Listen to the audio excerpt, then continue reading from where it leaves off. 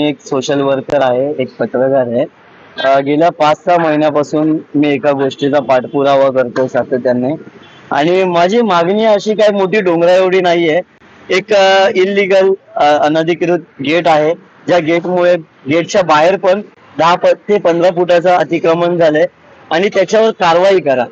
कारण जरी तुम्ही सामान्यांवर कारवाई करता, सामान्यांची घरं 14 फुटापेक्षा 15 फूट जरी झाली तर बीएमसीचे नियम त्यांच्यावर लादता आणि आभाळ कोसळल्यासारखं रातोरात कारवाई करता.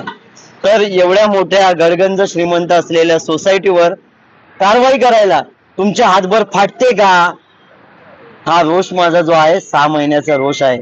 आणि तरी पण बिल्डिंग फॅक्टरीच्या अधिकाऱ्यांना जी झोप घेतले की झोपेचं सोंग घेतलंय ते मला कल्पना नाहीये, पण ते कारवाई करायला बिलकुल धजावत नाहीयेत. त्यामुळे मी हे पाऊल उचललंय. कारवाईसाठी मी भीक मागू आंदोलन करतोय. बघूया त्यांची झोप कधी उघडते.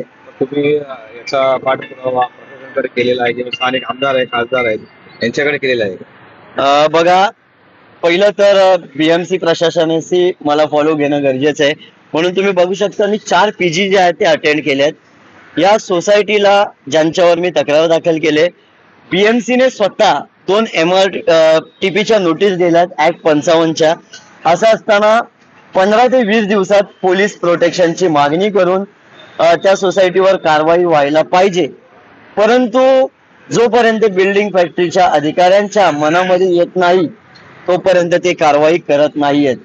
राहिला प्रश्न स्थानिक आमदार किंवा नगरसेवक, तर मला वाटत नाही त्यांचं हवं तसं त्या वॉर्डमध्ये लक्ष आहे. कारण कोणी येतंय, कोणी काही करून जातंय. तर स्थानिक आमदारांना आपल्या जर आणि नगरसेवकांना आपल्या मीडियाच्या माध्यमातून दिसलंच तर अतिउत्तम. बघूया ते मला कशा प्रकारे सहाय्य करतात. तुमच्या मागण्या जर पूर्ण झाल्या नाही तर पुढचं पाऊल काय? जर माझ्या मागण्या पूर्ण नाही झाल्या तर मी संविधानिक मार्गाने पुढचं माझं पाऊल असणार आहे. येत्या 15 ते 20 दिवसामध्ये मी आमरण उपोषणाचा किंवा बेमुदत अन्नत्याग आंदोलनाचा इशारा देणार आहे.